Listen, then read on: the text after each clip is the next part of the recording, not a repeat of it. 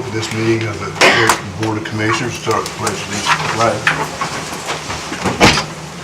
I pledge allegiance to the flag of the United States of America and to the republic for which it stands, one nation, under God, indivisible, with liberty and justice for all.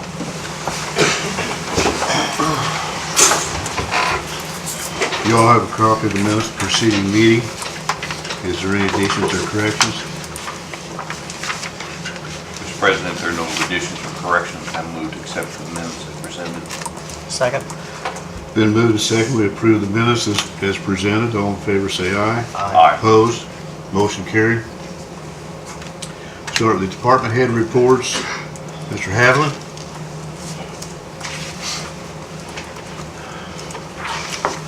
I haven't got too much to say. We've been trying to keep the roads clean. It's been an ever-ending battle. Last night was a bad example of it, the way that rain come and it caused everything to slush up and anything that blowed in the road turned into a mess. And it's just, they're out cleaning them off right now, so. We're down to about 50 ton of salt. And if we can't find any, we'll start spraying calcium on our sand and using it that way to make up the difference. Because I've got a tank full of calcium down there. And salt's getting hard to get, right? Yeah, well, salt's, they get you on a 3-week waiting list to get on right now. Is that right? Yeah. Nobody's got any, as far as I know. But we're not the only one in that kind of situation, so Yeah, I know. that's all I've got. You mentioned to me yesterday about that truck. We hadn't heard anything from the insurance company on that wreck we had. Are you talking about our insurance company or theirs? Kim's got the name of the company down there, and we haven't heard anything out of them. We're gonna call them today and see what's going on with it, because we haven't heard anything from the adjuster or anything on it. Well, if you don't, I'd suggest you get a hold of our insurance company and let Yeah. them Go after them. Which one are you talking about, Jay? That number 16 truck that got hit head on up there in Stance Curve. Okay. You know, they're going to pick up a truck up at Greenfield, and some fellow slid over and hit them head on and tore up a snow plow in front of it. Have you heard anything more reference that gentleman was in here a couple of weeks ago or a month ago about? No, I haven't heard anything more out of him, so I don't know. Mr. Gray. All right, thank you.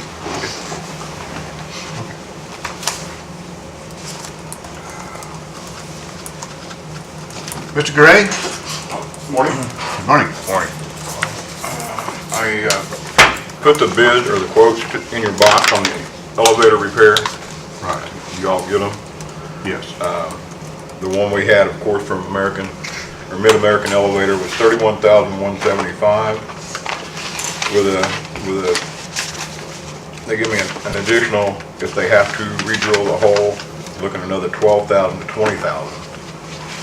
I got another company in here. This company is Vertical Systems. They're the ones that services the elevator here at the courthouse. They don't do the annex. Mid-American does the annex. He gave me a quote of $13,760. We went through the whole thing. I was with him all day. We went through everything that he had to do, and he never mentioned re-drilling anything. So that was to fix the elevator. So is that your recommendation, Hannah? I'm sorry. Is that your recommendation that we take this? My recommendation is we go with Vertical Systems because I know their work, and they're the ones that installed the elevator here. They service it here. He's real knowledgeable on these. He pointed out a lot of things that needs to be done to plumb this up to get it to work right. That sure is a big difference. Yeah, big difference. Well, I think we should go ahead and approve getting that elevator repaired. We have to repair it to maintain our ADA compliance. What was the name of the company again, Bill? Vertical Systems. Mr. President, I'll move we accept the quote by Vertical Systems for $13,760 to repair the elevator. Second. Been moved and seconded, we accept the low bid on fixing the elevator over the annex. Is there any more discussion? Oh. All in favor say aye. Aye. Opposed? Motion carried. Okay, the only other thing I have is this front ramp out here, we got a major problem with drainage, and I know it's coming from the problem we're having with the roof. It's all coming right down on that ramp, and it's just a ton of ice. As soon as we can, we'll find out what's going on. and see if we can't divert that water. If not, we're gonna have to try to do a drain down at the bottom to get rid of that water. Because it's just, there's no way we can keep up with that ice on that ramp. No, it's like a skate rink Yeah, right now. it's terrible. Matter of fact, I'm gonna close it off. We got this one open down here, and just close it off so like it's up there. Put some tape across it or something. Because there's just, it's in spots, it's probably 2 foot thick right now. And going back to your elevator deal, Bill, I think the commissioner should make a resolution that elevator is designated a passenger elevator only. Yes, and that's what it's designed for. That's what it's passenger designed to elevator do, but only. that's It's not a service That's elevator. not what it's being used for. Yeah, and So, we need to make sure that that's all it's used for once we get it fixed. I don't know if we do that, what do we do if what leverage do we have, Chris, if some of our tenants over there decide to use it for a freight elevator? Use the, I'm talking about the elevator on the annex that's broke right now. It was broke twice in a month's time, I believe. Yeah, who are the tenants in there? Well, I was referring Community sharing. to the community sharing, bringing their food up and down. That's the only people that really use that, I would think. I mean, does their county owns the building? Yes. They're not paying you any rent or anything? No. You could just tell them not to use it. Well, that's what we're getting ready to do. My question, I guess, was what happens if they go ahead and do it? Don't let them use it. I mean, I don't know, are you talking about a, Well, if it tears up again, we don't want to be out $13,000. Right. What This he's is the asking second is time what- we fixed this, we fixed this. We was out 6,000, a little over 6,000 last time. Right. If we catch them using it again, can we just look at them and say, now you now have 30 days, 60 days, you're out? Well, you can do that without the elevator being broke if you want to. yeah, you could do that anyway if they don't have there's no rental agreement in place. So at any rate, I would entertain a motion that we pass a resolution that stating that is a passenger elevator only, not to be used for anything else. Mr. President, I would move that the auditor drop a resolution that the commissioners have designated that elevator for passenger use only, and that Mr. Gray obtain a sign to be posted on all the floors that no freight, only passengers are allowed to be on that elevator. Second. We moved and seconded that we approve a resolution designating the elevator in the annex as passenger elevator only. All in favor, say aye. Aye. Opposed, motion carried. I'll take care of the signs. Thank you, sir. Thank you. IT director, he has to be up to he's someplace else to have a virus in one of his computers. He won't be here. County Attorney Chris, you got anything for us? No, when do you want to sign this contract? Just after When- my review? What he's referring to is a contract that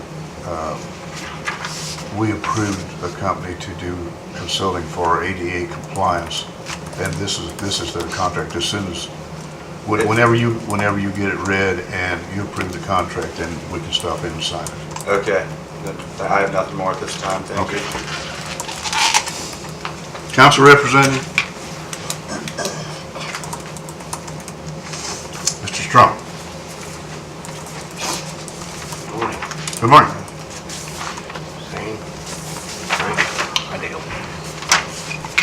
Man, that's little drink.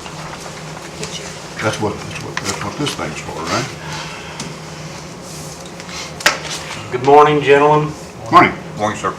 I'm here this morning because very soon the commissioners are going to be adopting their 2014 capital improvement plan, which is your plan to spend the county option income or economic income tax for the county. And during the 2014 budget hearings, the council had to lean on edit funds to help prop up and try to bring the county's general fund into some semblance of balance. The sheet that I just distributed to you illustrates the amount of money and where the council needs to spend it for this year. And as you can see there, it covers part-time gas and repair, building materials and supplies, repair parts, hardware and tools, cleaning and pest control, fire inspection, telephone, building maintenance and repair, utilities, repair of equipment, yard equipment, sprinkler system, and utilities for a total of $237,873. And I'm here to officially and respectfully submit this request that the commissioners include this, the funding for these expenses for our general fund for this year. And that's in addition to the funds that we, was taken out of the other funds for the last few years for operation and maintenance of the courthouse, right? Exactly, it is an addition.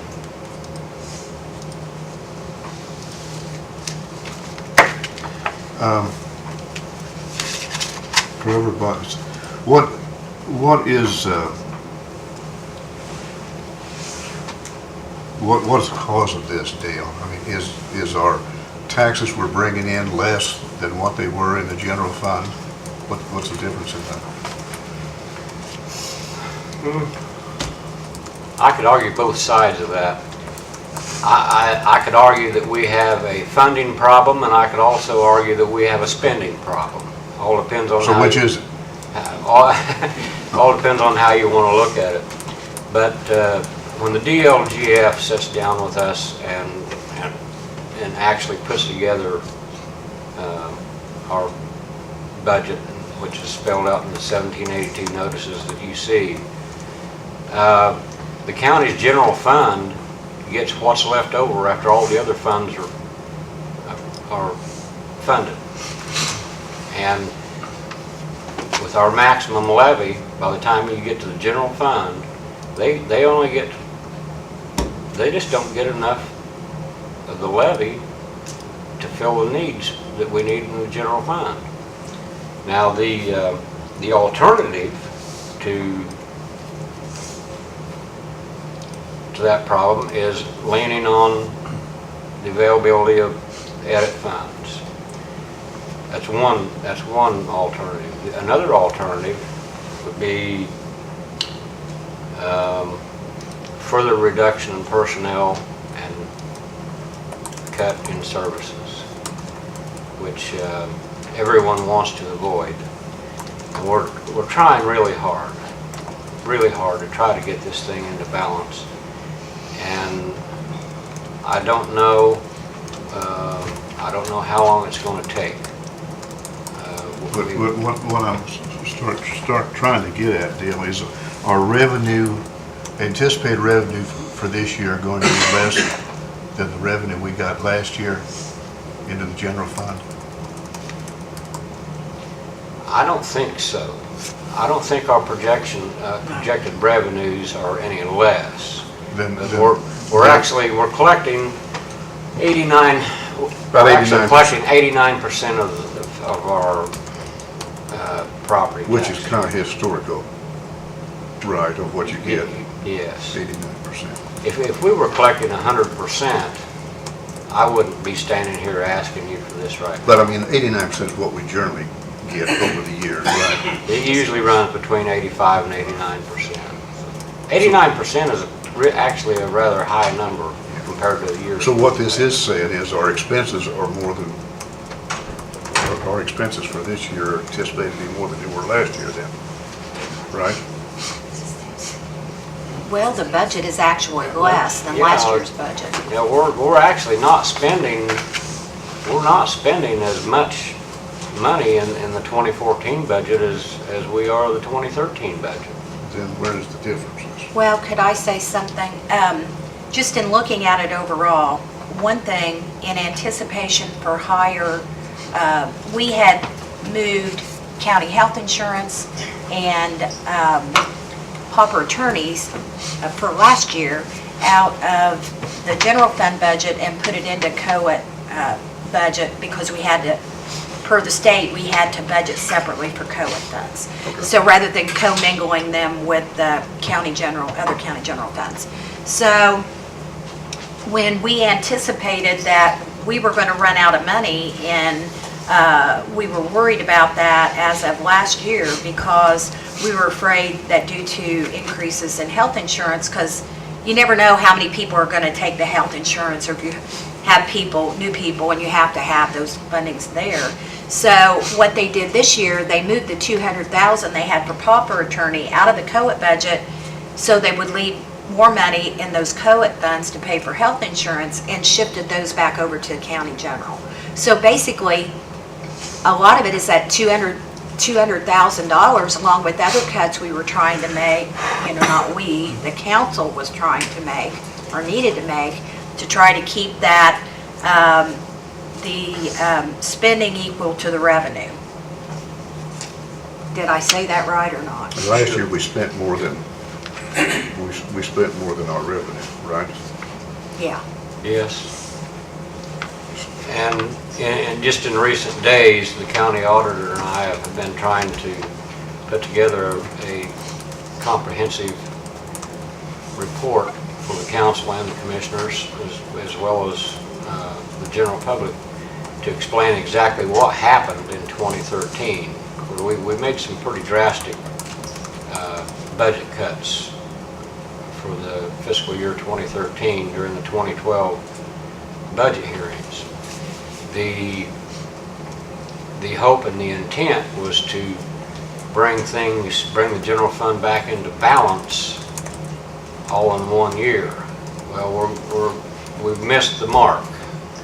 But by exactly how much, I'm not sure, because every time I refigure it, I get a different answer. So we're continuing to work on that, and hope very soon to be able to give you a comprehensive report on how effective those budget cuts were.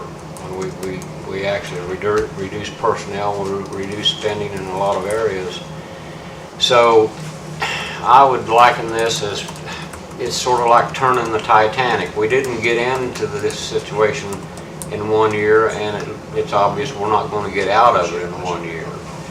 But we definitely have a funding problem, and we're all being as frugal as we possibly can. And it doesn't help any either when you always have these unexpected costs that you haven't budgeted for come along. And there's where we got hit pretty hard with additional appropriations last year that didn't help our bottom line. Just like Bill was just in here with this estimate to fix an elevator. Now, you weren't expecting to have to spend that much money on an elevator this year, but here you are. So you just have to deal with the hand that you're dealt, So. But from what you're saying, you would anticipate next year's going to be the same as having to take this money out of edit funds? This isn't a one-time deal, you don't think, correct? I wish I could promise you that it is a one-time deal, but no, I can't say that it's a one-time deal. There's just too many factors that can change overnight.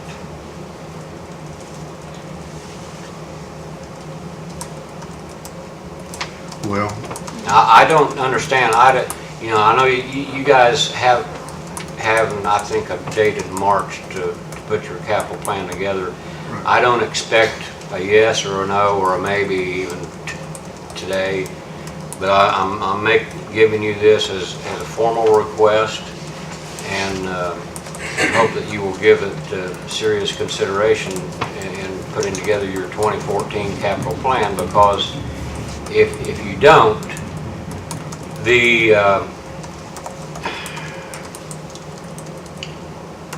fallout from not having this funding would be catastrophic in some ways. I mean, we would just have to stop doing some of the things that we do. Like heating the building. We may have to turn out the lights in the courthouse and start buying kerosene lamps or something. I don't know. Well, and I do see that a big portion of this is for utilities. I mean, we can't Exactly. tell people to wear their long underwear and do without heat in here, I don't Yeah. think. But that's why I was trying to get to the question whether this is a one-time deal for this year, we're going to expect the same next year. I don't know, What do you think? if Governor Pence gets the legislation he wants to eliminate the personal property tax for business in Indiana, that would, that has a 7.8% impact, negative impact Right. on Fayette County's assessed valuation. Now, that would mean basically a 7.8% reduction in taxes you can collect. So, you know, we're not really And getting. this all started when Visteon went out and we lost 18% right off the bat right there. Exactly. On assessed valuation. Exactly. Yeah, that's where it started, right there. So, you know, if I knew what was going to happen in Indianapolis with this legislature and the next, I could maybe give you a better idea of what to expect next year, but I don't know. I wish those people would help us instead of hurting us. We'll certainly look at it. I mean, one of the things that the commissioners is charged with doing is economic development, and this tax, by the very name of it, is economic development tax. And if we do this, we're going to have to cut tremendously down on what we do on that. The only thing that's going to bring us out of the doldrums here is that we get more people working, get more people buying houses, so it's kind of like the chicken and egg thing. But Yeah. we'll study it out and give it serious consideration, and like I say, I think probably we'll make that capital plan next month, and we're good on our funds until that time, right, Debbie? When we Well, the biggest thing is getting our courthouse part-time custodial staff pay. And right now, I've had to shift that over to pay it out of the commissioner's budget where you have a part-time line temporarily.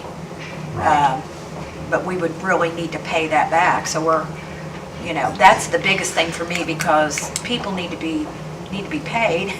So that's my biggest urgency. And I'm not sure our utility bills were $28,000 in January, and Sharon, I don't think you have them all in yet for February, but I would anticipate they'd be higher than that for February. So, because now we've taken on not only the courthouse, but council eliminated the $100,000 that jail has for their utilities also, along with the $105,000 that was in the maintenance budget. So that. So we really have nothing in the budget for utilities, for the Not in county courthouse general's budget. or the jail.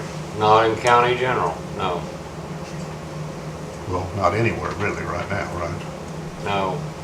Well, you have 110. 110. Which is in- edit funds for. Is edit funds that you that we approved appro- in the capital Last plan year's capital plan. and was approved in the budget. Yes, Right. that's correct. That's yes. what we're running on right now to pay utility bills. Right. And I do appreciate the fact that the commissioners was willing to help us out in that way last year, but our needs far exceed our ability to collect taxes. Well, we will sure take a good look at it. I mean, this affects not only us, it affects the city as well, because this will affect the edit funds they get, which they have used for their projects. So we'll study it out and come up with the best we can and try and get this done in March, Dale. Okay, thank you very much for your kind consideration of this matter. Okay. Dale, Frank? at the last county council meeting, you and I were having a discussion over the county highway garage. Yes. If I spoke to you a little too strongly. I apologize, since I did it publicly, I'm gonna make an apology publicly. Well, No. I was not upset with you, I was upset with the situation, and I was rather intense. So if I offended you, I apologize. I assure you, Frank, you did not offend me. I'm a pretty hard guy to offend. Okay. I appreciate that.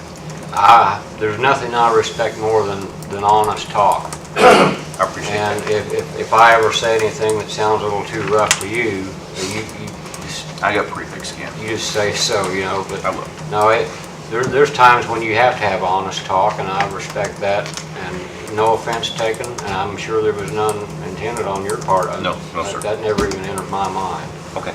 I know emotions have run kind of high on this issue, on this matter recently among some people. And we're going to take the matter up again tonight.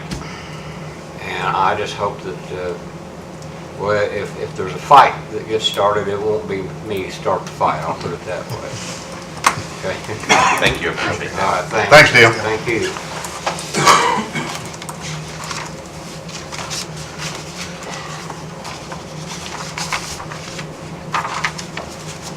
Does anybody else on the council have anything that they want to say?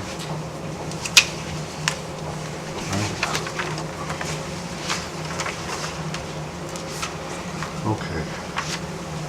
Mail?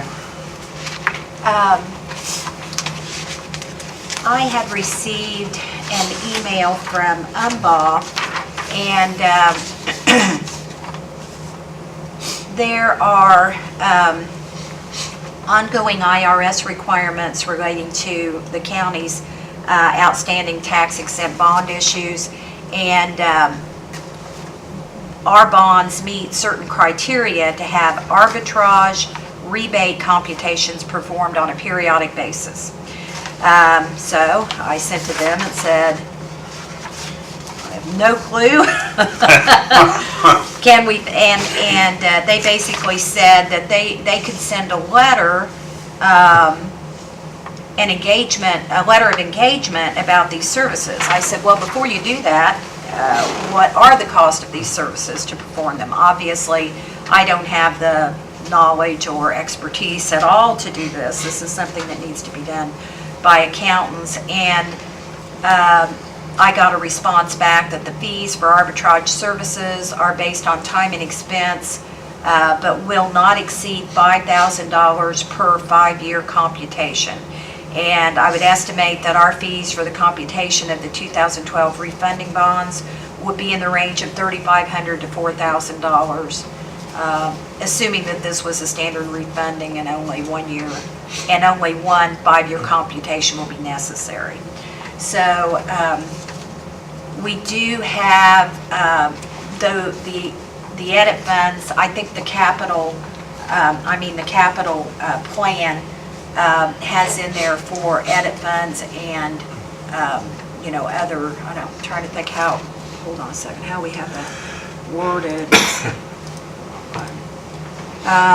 Courthouse project debt payment and administrative fee.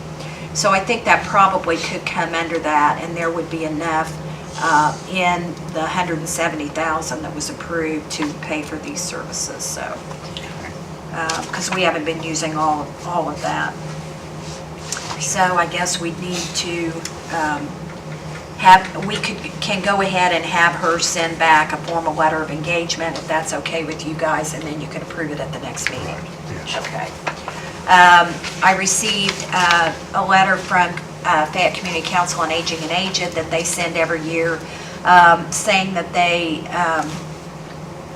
I think it's kind of to both of you, but I'll pass this along to council, which is their request for $5,000 to be appropriated in next year's budget, which would require that you ask for that.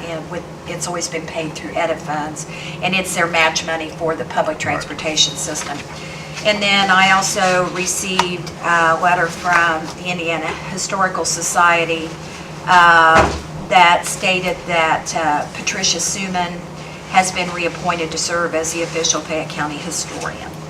So she's done a good job in that. Okay. So she will continue on in the future.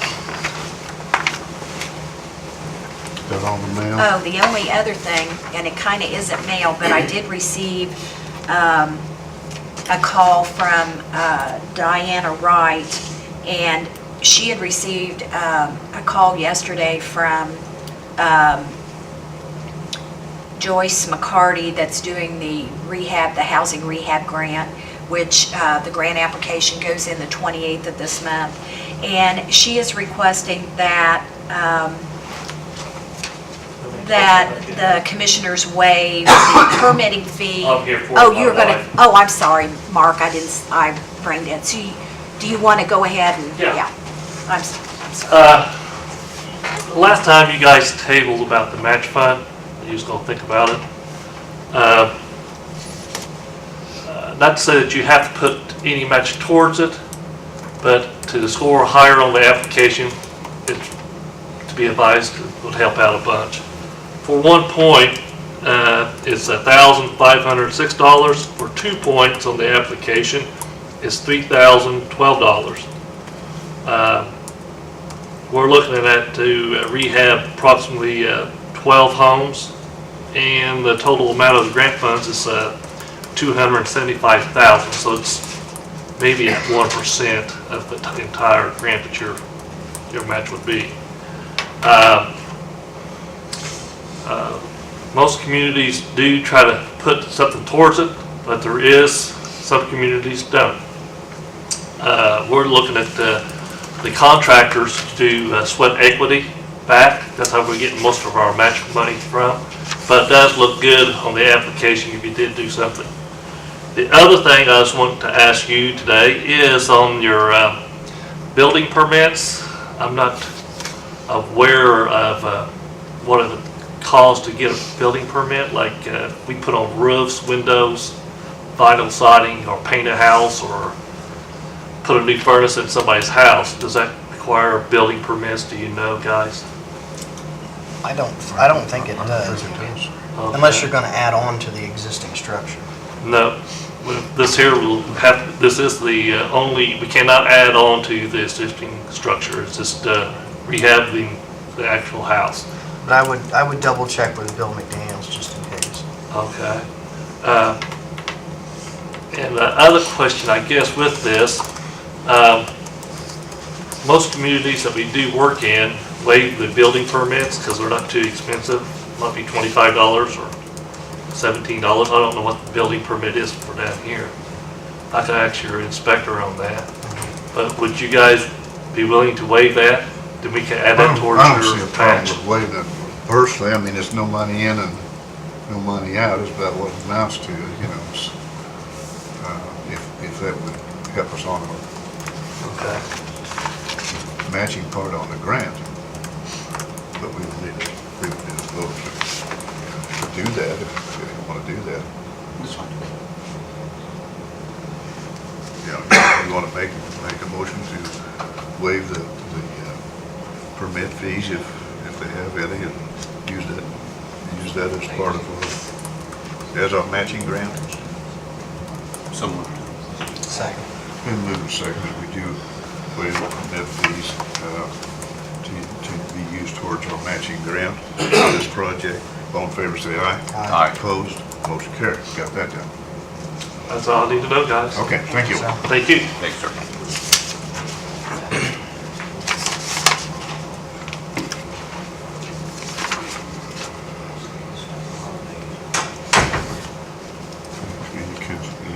Indiana Historical Society. Oh, this was all the mail. I covered all of that. Okay, old business. Mr. Flum, you want to talk about the highway garage? Yes, please.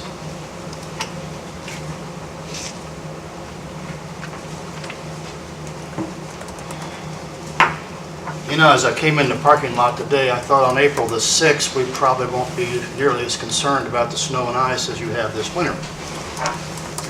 But I would applaud the highway department for having done an excellent job throughout this terrible winter that we've all had.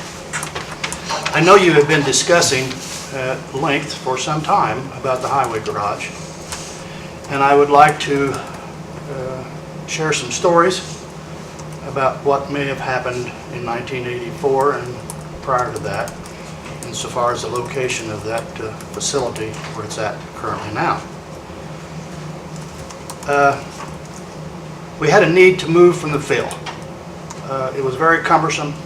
The room was just not there for us to operate an adequate department at that time. Some consideration was made to relocate that to the area where currently Fuzzy Lake has a building.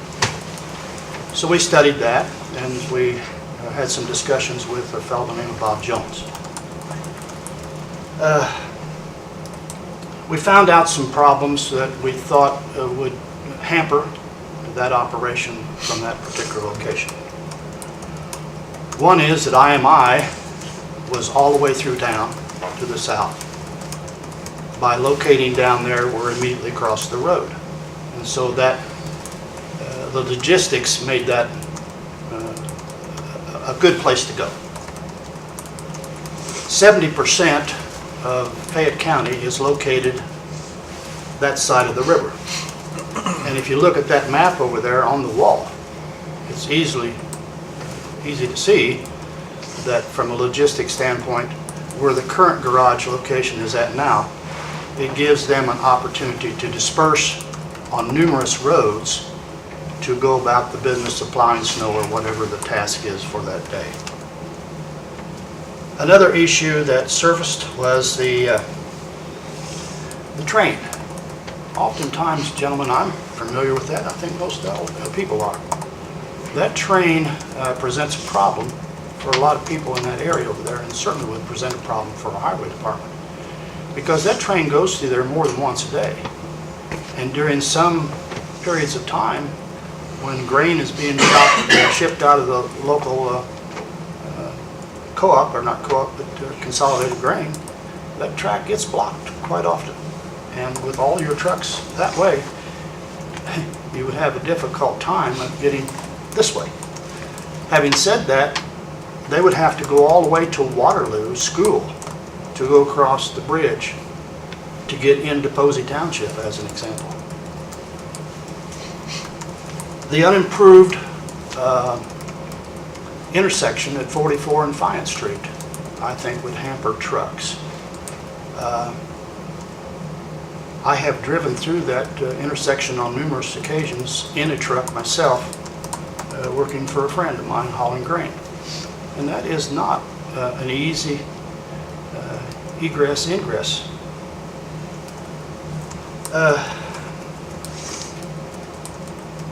Residential area in Fayette Street, I think when you have practically all your trucks going to be using Fayette Street as they disperse, I think would pose a damage or a hazard for the people in that community. The building I've been down to this building back last late summer, early fall, and have looked at it. And it does have some structural issues that need to be addressed, seriously, and serious issues. I think from a layman's standpoint, I think what you have going on here is you have evaporating salt over 30 years from the trucks that's been housed in the department, have moved upward in the form of fog as it would move in and out of that open-faced building. And as a result, some of that lumber has got surface salt issues. And that's common even in docks that are in the oceans and other places. Not most all, but probably at least 50%, if not more than 50% of those structural posts are rotted off at the bottom, at the base of the soil. I personally think that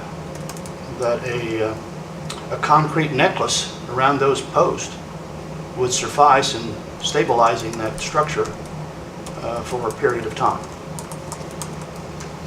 One other issue that I have heard that has surfaced is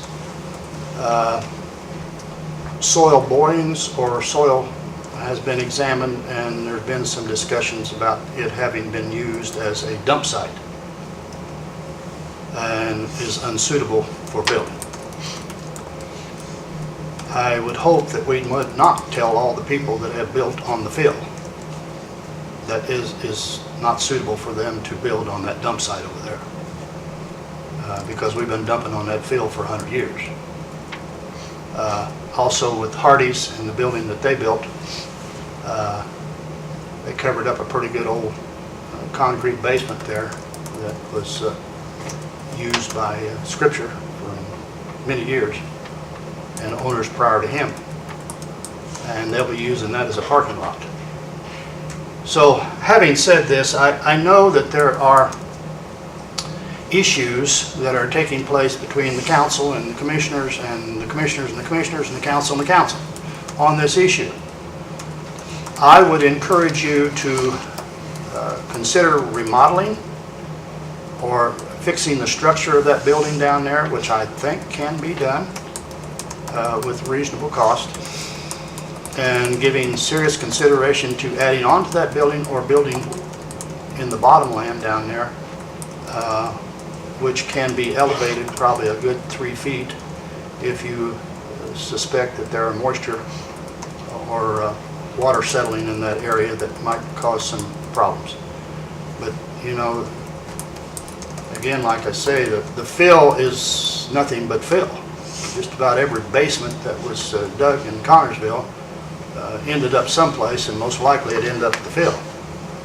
And so that's a huge business district over there that's been used now for over 50 years.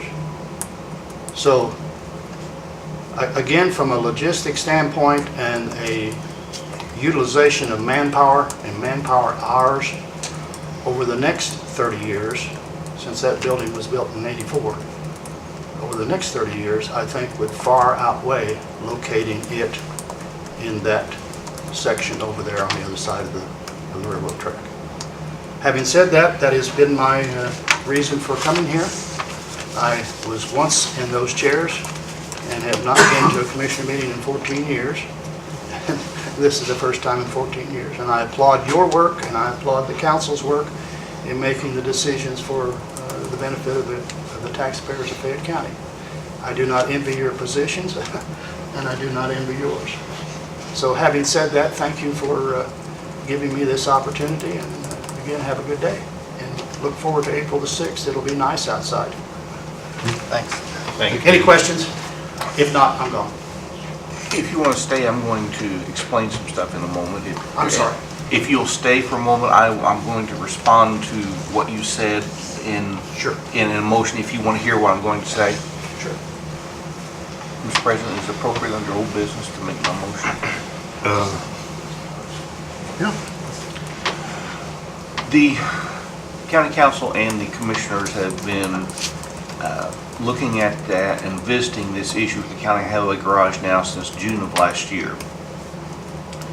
We're down to two options that the commissioners think are viable. One is to build a new building at our existing site. The other is to purchase an existing building that we feel meets the needs of the county highway garage department. That building that we found that we think is appropriate is owned by a local business in Fuzzy Lake. It's over on Fayette Street in East Connersville. Here's the situation. According to the architect, and it's all in writing, to tear down the existing building where our county highway garage is now and to build a new building there would require stabilization of the soil because of the dump site. And it says... Not only because of the dump site, but on west of that, the soil's not stable. Correct. And when told that that's an additional, from what we anticipated, $50,000 to $60,000 for the soil. The building, which we anticipated, which we had a rough design, no dimensions, but our artist conception, we were told we guesstimate around $600,000. That is for open bays for the equipment parked inside. So you're talking conservatively about $650,000 to build a new building and still have open bays. With Mr. Lake's building, and I have had a call from a resident on that side who was not really objecting to us buying that, but he wanted us to know about the train, and the train is a consideration, I agree. Mr. Lake's building is a steel structured building. If you look in his office, the steel frame is insulated, and then he built his office area, framed that up inside. There, between his office, and his window in his office and the wall is probably a good 8 to 10 inches of drywall, all of which is insulated. The building is very well built. According to our highway superintendent, he thinks that we can get all of our vehicles inside the building and close the door. None of those $150,000 trucks will be exposed to the weather, to the wind, to the snow, to the ice, to the cold, or to vandalism. Mr. Lake has offered to us the building for $575,000. We have 2 appraisals for the property. One came in at $600,000 and the other at $580,000. Am I correct, Barton? At $580,000. With that is included a 30-ton overhead crane, a security camera system worth, I think he said, $7,000 to $8,000, and an alarm system. The property there is 4-point-some-odd acres, and as soon as he can move out, we can move in. In the interim, he has a section of the building that we can start operating out of almost immediately. You're looking at, number one, the availability of a building, which his building would be much more available and much more readily available. Number two, you're getting a steel structured building, which with proper maintenance could last 50, 60, 70 years. We won't be building with wood, which is what was built down there, and it has sufficed for the last 30 years. But I'm trying to think about my children and my grandchildren. We have the money in a fund that can only be used for capital improvements, namely buildings. It's there. It's available. It can't be used for anything else. There's no reason not to make a decision and make a decision, a wise decision. So I don't understand why we should not purchase Mr. Lake's building as opposed at a cheaper price, as opposed to building a new building for a more expensive price. So, having said that, Mr. President, I would move that the Commissioners formally adopt the policy or the stance that we wish to purchase Mr. Lake's building per the paperwork he gave us for $575,000. With that said, before I make my motion, whichever, I did some work, I looked at it, and believe me, this issue's gone on longer than I wanted it to. And it just comes down to the bare minimum of the, when we were all elected, we're supposed to do the best we can for the taxpayer and their tax dollars, and do it the smartest way we possibly can. And in conclusion, if we were to build on 121, we can't fix what happened 30 years ago. I mean, 30 years ago, somebody made the decision they wanted to be, down there and build a pole barn, and that's fine. That was their decision. My issue is kicking this, either fixing the issue or putting a Band-Aid on it, and then somebody down the road 30 years later has to deal with it. Or in the event that someone gets hurt at the highway garage because the building is completely unstable. It is also our job to protect the employees of the county. That's, it's our job. with having said that, I truly believe that if we build on 121 or at the bottom of the hill in that field, it may cause some drainage issues. It may, we're going to have to pay to put fill dirt in there. It's going to cost more than if we just bought a building ready-made. There are some issues with the train, and I don't disagree with that. But we have to make the best sound decision that we can now. Because at this rate, if we don't do something, we're going to have to shut the building down. The existing highway garage at that location. And then we're going to have to find something else. So instead of paying tons of money in rent, let's just get it done. And I know the concerns, nobody likes change, and everybody thinks this is a big step, but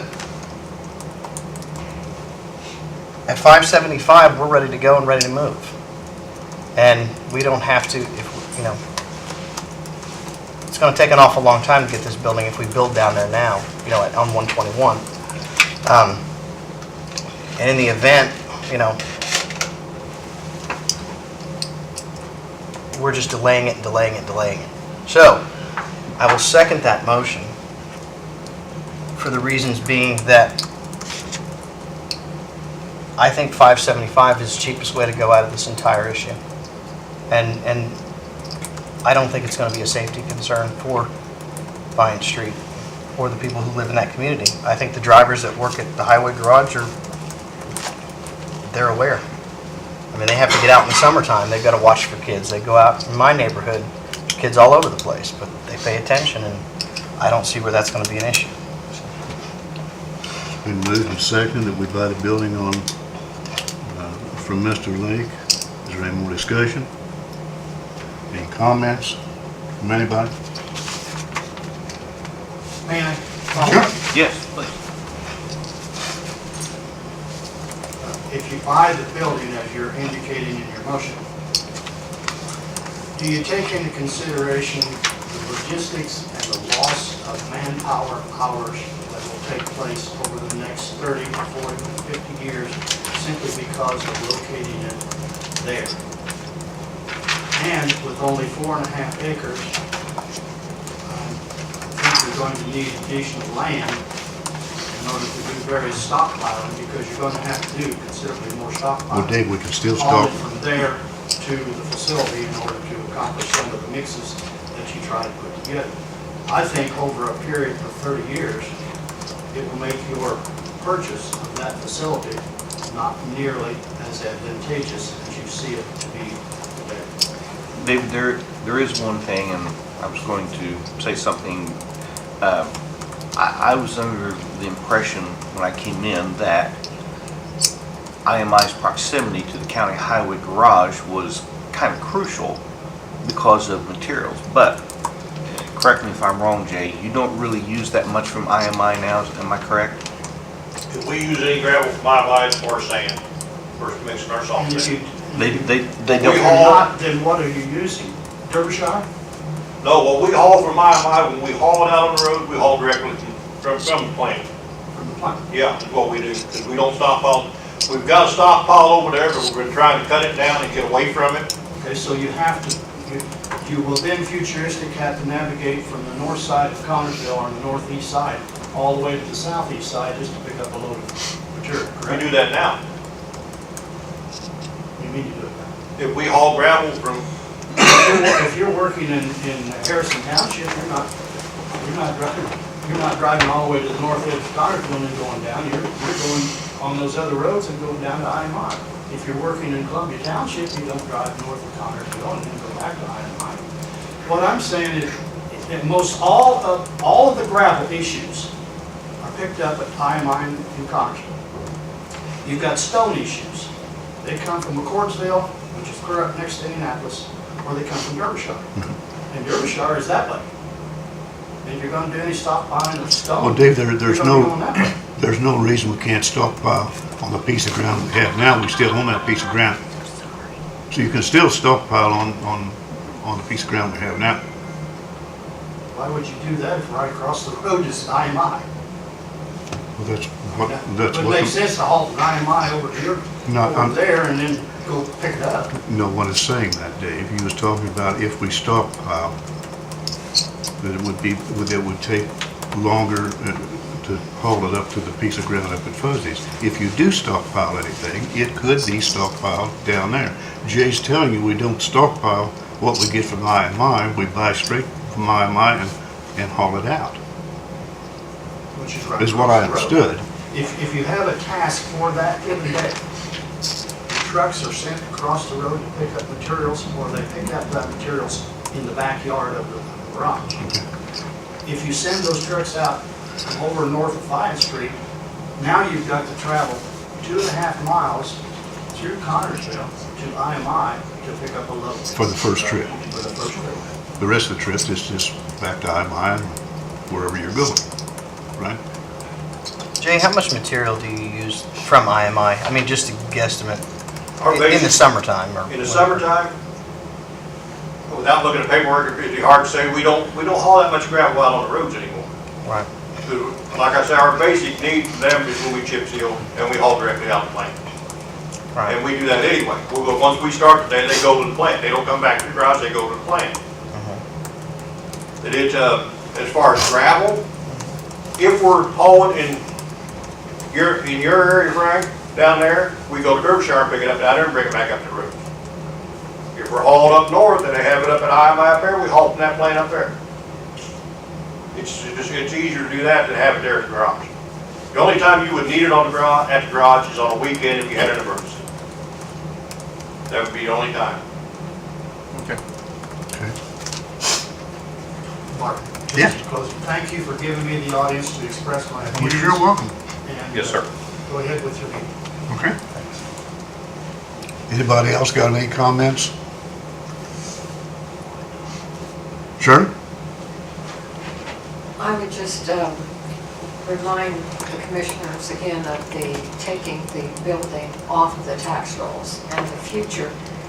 Just like Dave said, you know, every decision that you make today will have consequences tomorrow, but that's no matter what decision you make.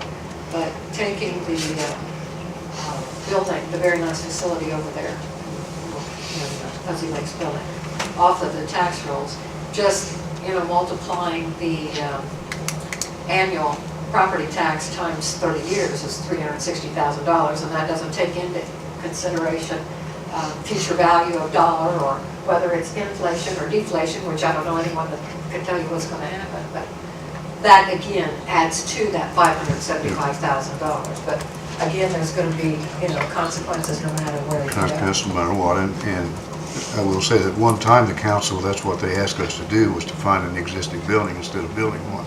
I absolutely agree that the council has, since June of last year, debated greatly over the best way to go about it. Right. And have tried, I believe, to offer suggestions that, again, going into you making the decision for the best thing for the residents of the county. Oh, go ahead, sorry. Shirley, we're not insensitive to the desires of council members. It's just that at some point, somebody has to focus the fact that we have an urgent need and make a decision. It's not a personal thing, it's a business decision. For me, $575,000 beats $650,000. Absolutely. And it really comes down to that. I don't know that there's any perfect decision, or solution to any problem, but I think the motion I've made presents the least amount of difficulties in making the best of the situation, and I appreciate the council's input. But anyway, I was gonna ask, you made the motion, okay? And I guess the way I understand the motion is that the three of us are in agreement with the fact that we think we should buy Fuzzy Lakes' building. That's yet to be decided. I mean, the council's got a big decision to make tonight. I'm just saying that we just think that's the best way to go. Now, you have your decision to make. Absolutely. If it were a perfect world, we wouldn't have to make these choices. It just kind of falls in line. But I'd love to see you pick up that building and move it to your existing location. And so I'm sure that would cost a substantial amount of money more too. But I've seen that done, and everyone has benefited from that as well. So there are many ways to solve the problem, and that's what we're trying to get to with the best for all of the taxpayers in Fayette County. I mean, I can't say that it's not without problems. I mean, I have problems with some of this, but the benefits far outweigh the negativity of it. So, Any other comments? If not, we'll vote on the motion. All in favor, say aye. aye. Opposed? Motion carried.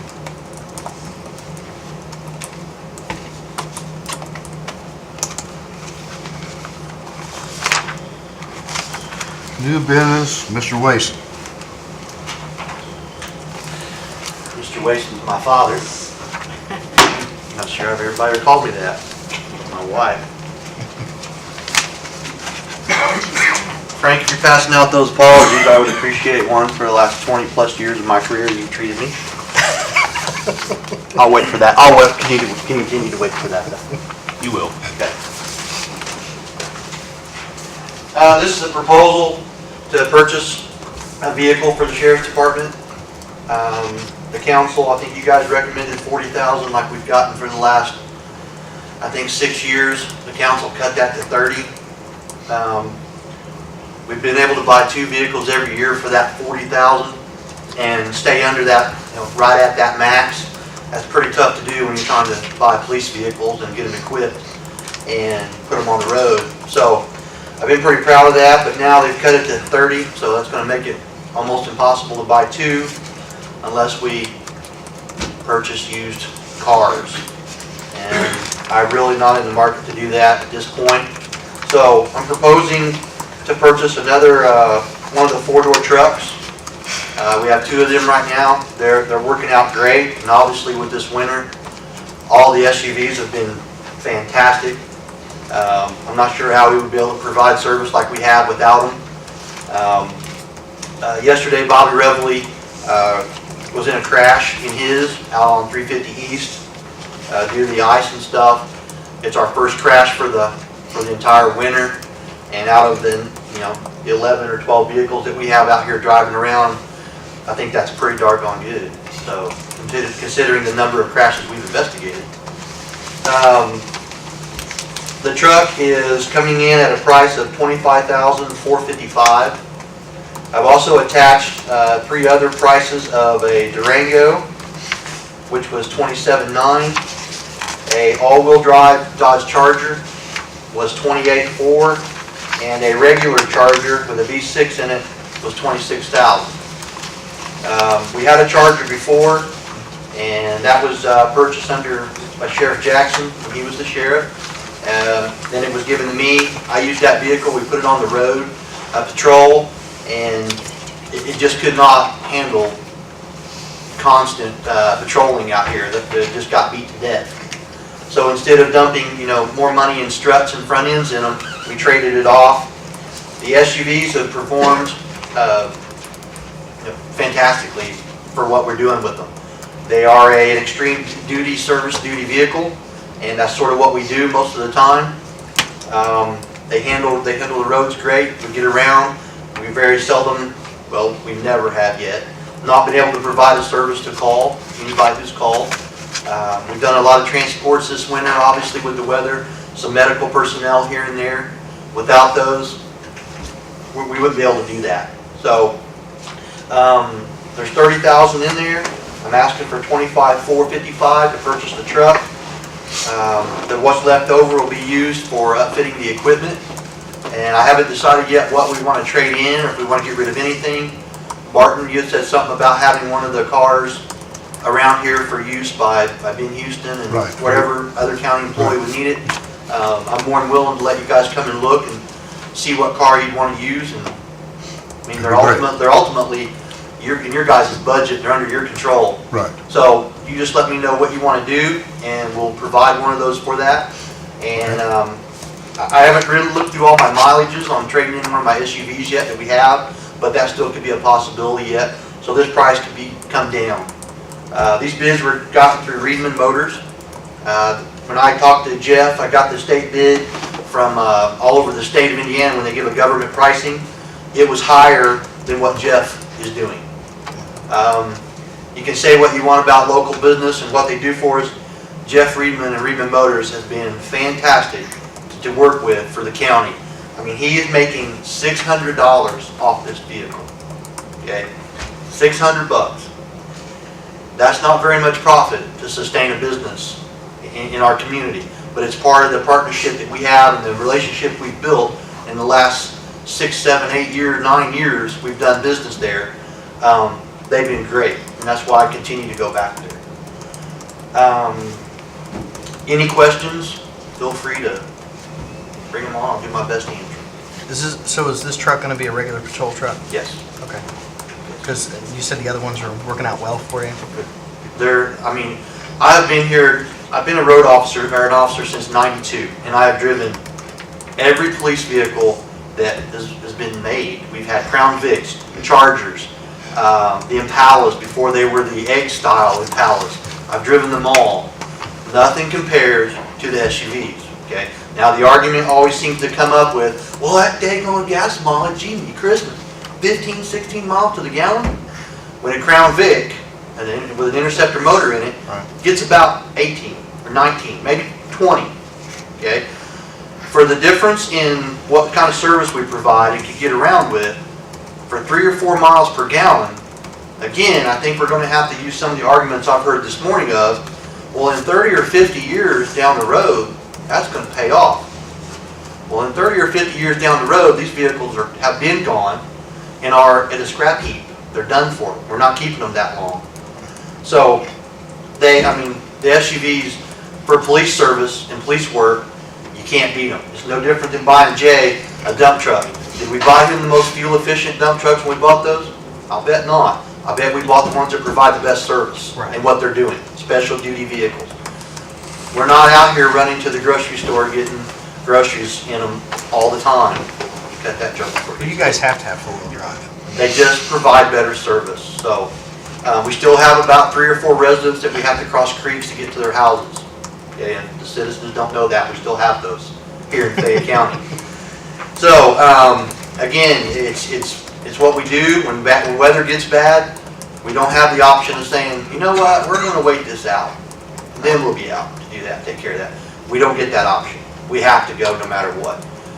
You know, Bobby crashing in his truck yesterday, hitting the fence and a pole. Luckily, he wasn't hurt, but he got stuck into some of that frozen slush and hit that ice, sent him off the road. And I seen a lady on Facebook, don't mention her name, but she said, saw Bobby Reveley stuck in the ditch. 1 block later, I was stuck in the ditch. So, you know, it's pretty nasty out yesterday afternoon. So.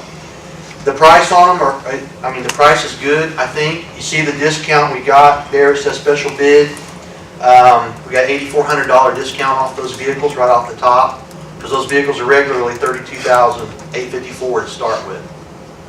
So they discount that for the government rate, just some of our incentives we get.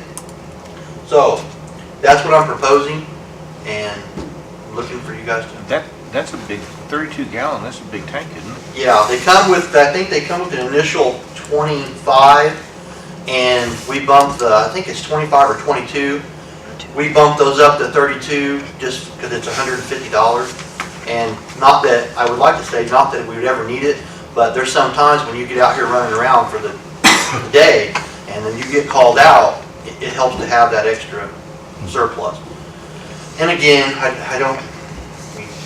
When you look at that, I think it's 75. Well, it's actually $64. I think it's a good decision. So that's why we do them. All the upfitting is done locally here by John Gray and myself over at John's Automotive. We've done all the install work on every vehicle I've purchased since I've been the sheriff. So, and we've been able to transfer.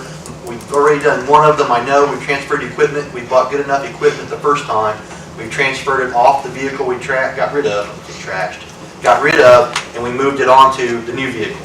So we got some equipment that's running its second vehicle life expectancy, and the equipment's a lot better now. If you pay a little more for it, you're getting what you pay for. So, any other questions? I'd be more glad to answer them. I think Billy's done a good job. We got it cheaper than the state bid. I think we ought to buy the car, or buy the truck. So moved. Second.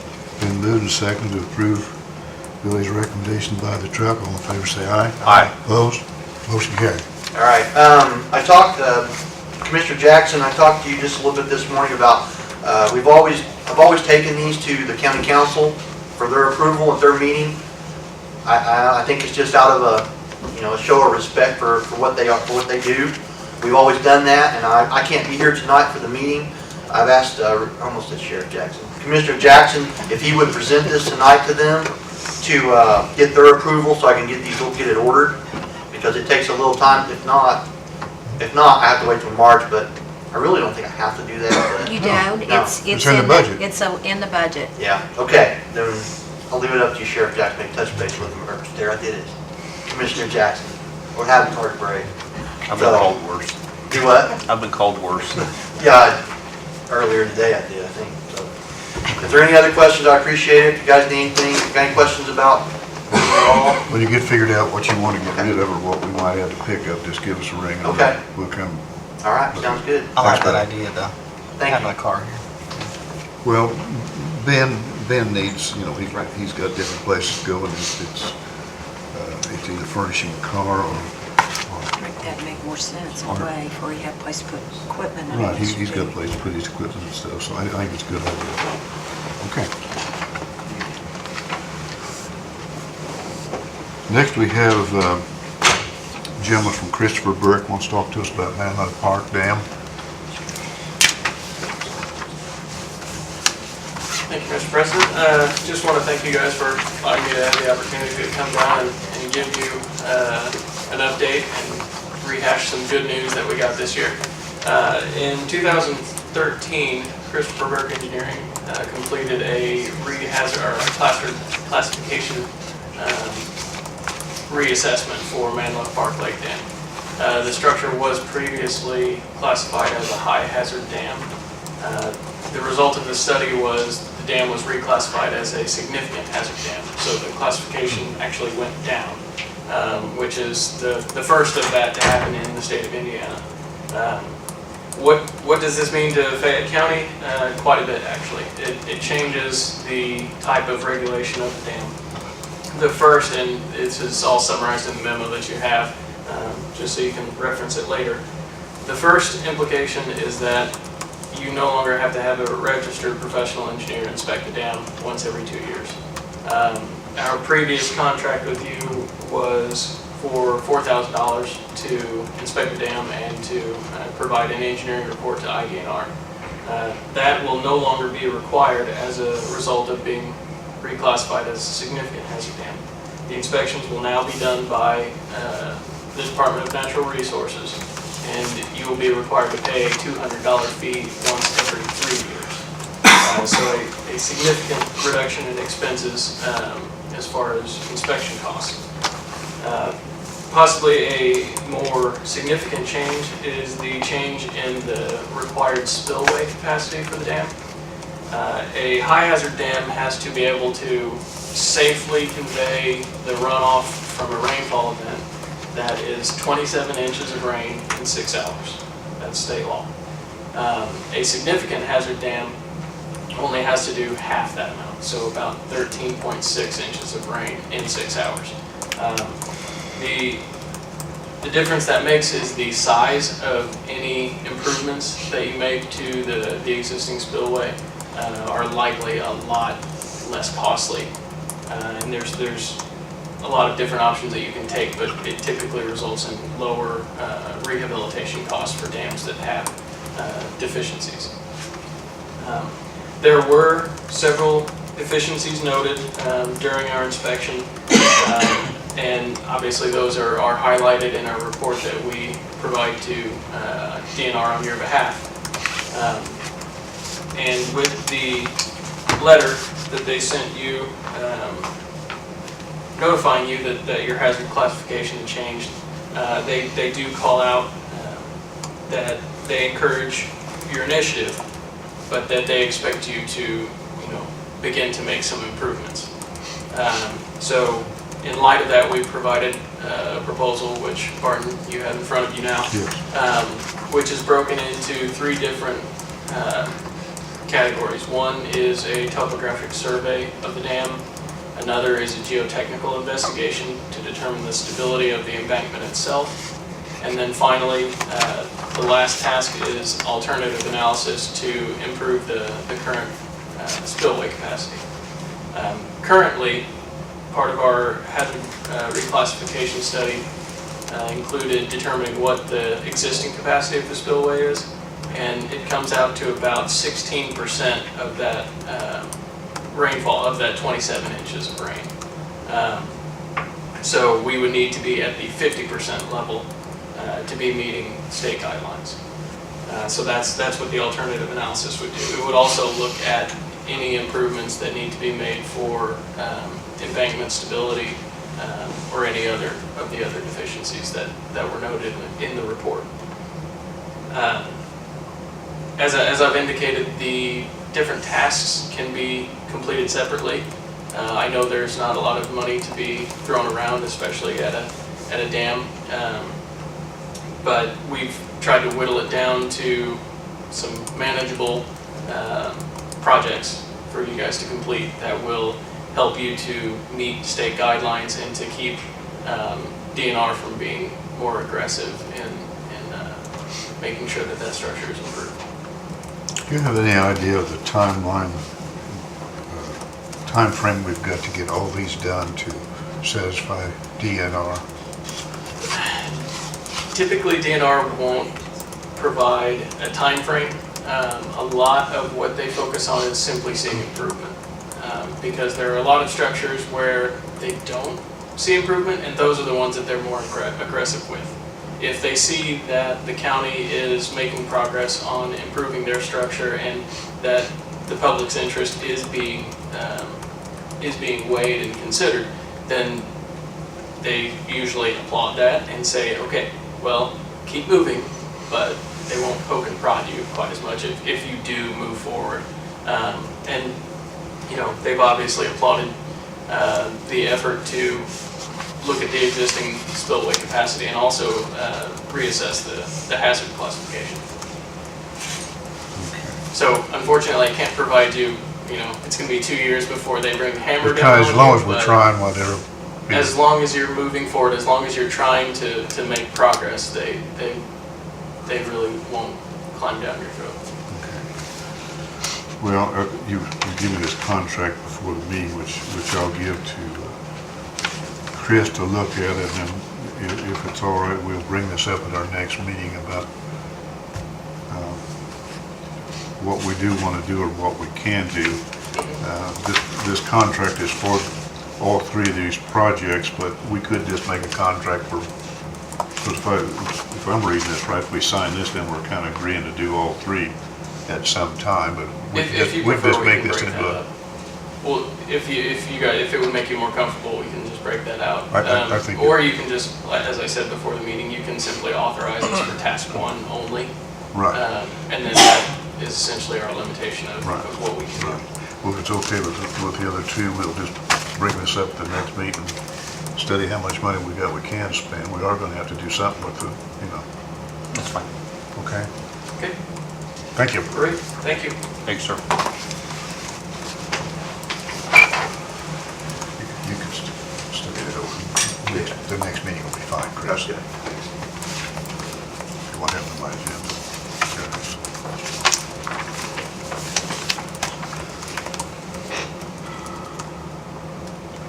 That's all the items on our agenda. We have any patients' concerns? Sir? For those of you that don't know me, I'm Jason Waterman. I'm the district forester for this area with the DNR, but different division, so I can't help you with the dam. But I do want to talk to you today about Manlove Park. Barton, I'm sure you'll remember a little over a year ago, we had a timber sale out of Manlove Park. Focusing mainly on removing the ash trees that are there in the woodlands due to the emerald ash borer coming in and such. And that sale brought in about $28,000 to the county coffers. What I am asking the commissioners to entertain now is the kind of follow-up secondary step to a harvest, which in forester lingo is called timber stand improvement. What is going on in our woodlands is that we have a bunch of different species that are all growing out there together. Some of them require almost complete full sunlight to germinate and grow all through maturity, whereas others can tolerate a great deal amount of shade. And so over the course of all the decades leading up to this harvest, the understory filled up with the shade-tolerant sugar maple, which is not a problem, it's just that's what happens. But as a citizen of the county, we received from our predecessors a very diverse woodland, had a lot of maple in it, but also a lot of poplar, a lot of ash, a lot of oak, a lot of walnut. And these other species need sunlight in order to regenerate and grow back. And so we are sitting at a point where we could very easily go in to the openings that were created in that harvest, clear out the sugar maple understory to get that sunlight down to the ground. There are ample seed sources of these other sun-loving species there that would then grow back in and replace the trees that have been removed. And therefore we would have a good diverse species mix that we then could pass on to our children and grandchildren. So I guess I'm just asking for the commissioners to solicit bids for this type of work. You're looking at probably $75 to $80 per acre of work, and with the amount of woodlands that are there at the park, total cost would probably be maybe $2,500, which is less than 10% of what that woods brought into the county a year ago. Questions? No, I mean, I think we should solicit the bids and see what they come in at. It's another money issue with the dam, and with that, we just got to figure out how much we can spend on each one. But I think it probably is a good idea to replant them and then. Well, we wouldn't actually have not to replant them, but just provide them that opportunity. Provide an to do it opportunity for themselves. them to grow, right. And you have the names of the people where we could solicit the bids from? Yeah, there are not very many people that do this work in our part of the state, but I certainly can get in contact with them. The state also has a website, forestryexchange.com, I think is what it is, where we can post it, so it'd be kind of like a public disclosure or whatever. I don't have And if you any- wish, I'd be more than happy to do that too. Fine with me. I don't think we have any problem. If you would get those list of people where Debbie could send notices to and ask them to give us a quote, why? I We'll get certainly them can do that. and then go from there. Very good, thank you very much. Thank you. Thank you, sir. Any other patron concerns? If not, we need approval of the claims and the payroll. So moved. Been moved and seconded that the claims and payroll be approved. All in favor, say aye. Aye. Opposed? Motion carried. Last chance for anybody to make any comments before we adjourn. This time I entertain a motion to adjourn the meeting. Second. Been moved and seconded, this meeting of the commissioners be adjourned. All in favor, say aye. Aye. Opposed? Motion carried. Meeting adjourned.